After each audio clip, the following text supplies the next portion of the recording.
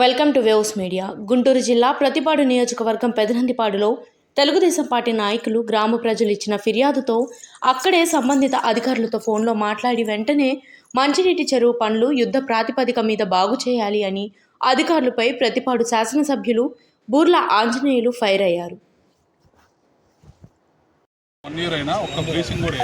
Hello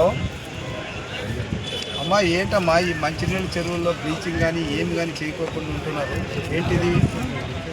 పెదనందిపాడులో ఇప్పుడు చూస్తున్నాము. కనీసం మీరు సెక్రటరీ మీరు బాధ్యత తీసుకోకపోతే ఎట్లా?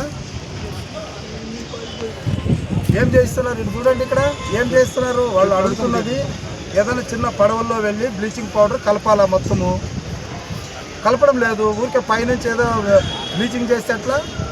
కాళ్ళ పొడికి తెచ్చుకోలేదు. నేను చెప్తున్నాను, ఇప్పుడు ఆర్డబ్ల్యూఎస్ డిఈతో మాట్లాడాను. ఆయన టెక్నికల్గా నోట్ ఇస్తాడు.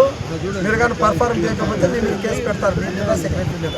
ఇది ఎమర్జెన్సీ నీరు. ఎంత డబ్బున్నా దీనికోసమే ఖర్చు పెట్టాలి.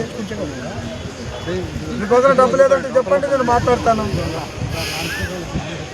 మీరు లేదమ్మా, మీకు కోఆర్డినేషన్ లేదు. I have been observing for the last 1 year. మీ ఇష్టం. నేను 2-3 రోజులు చూసిన తర్వాత మళ్ళీ నేను చేయాల్సిన యాక్షన్ నేను చేస్తాను తర్వాత.